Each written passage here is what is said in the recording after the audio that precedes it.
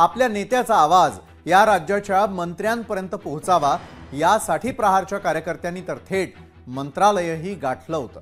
मंत्रालय परिसरात झालेल्या आंदोलनामध्ये दिव्यांग बांधवही मोठ्या प्रमाणावर सहभागी झाले होते आणि यावेळी त्यांनी सरकारवर बच्चू कडूंच्या आंदोलनाची दखल घ्यावी अशी मागणी आंदोलकांनी केलेली आहे। यावेळी पोलिसांनी आंदोलकांना ताब्यातही घेतलं। दरम्यानच्या मागण्यांसाठी बच्चू कडू आंदोलनात बसलेत, त्या मागण्यांचा आधी आपण सविस्तर आढावा घेऊयात।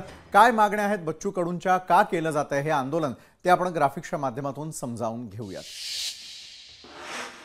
तर बच्चू कडूंच्या मागण्या काय आहेत? शेतकऱ्यांना संपूर्ण कर्जमाफी मिळावी, शेतमालाला एमएसपी वरती 20% अनुदान द्यावं, मग दिव्यांग आणि विधवा महिलांना 6,000चं मानधन मिळावं। 6 एप्रिल 2023 रोजी झालेल्या बैठकीच्या इतिवृत्तानुसार शासन निर्णय काढावे। सध्या अडचणीत असलेल्या घटकांना सन्मानजनक घरकुल मिळावं। ग्रामीण भागामधील घरकुलासाठीही समान निकष लागू करून किमान 5 लाखांचं अनुदान द्यावं। आत्महत्याग्रस्त शेतकरी कुटुंबांना स्वतंत्र मंडळ स्थापन करून 10 लाखांची आर्थिक मदत करावी। तर रोजंदारी करणाऱ्या सर्व मजुरांना MREGS मध्ये घेण्यात यावं।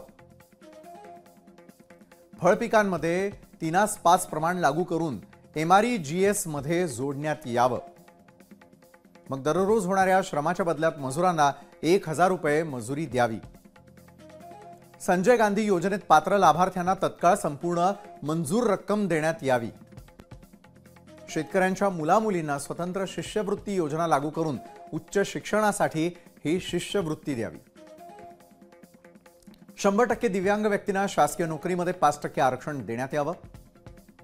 शासकीय नोकर भरतीमध्ये इतर मागास प्रवर्ग म्हणजेच ओबीसीचं आरक्षण हे आता 27% इतकं ठेवावं।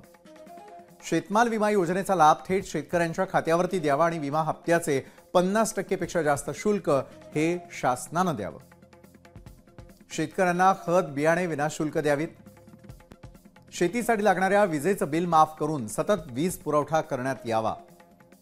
शासकीय खरेदी केंद्रावर हमी भावानं शेतमालाची खरेदी करावी।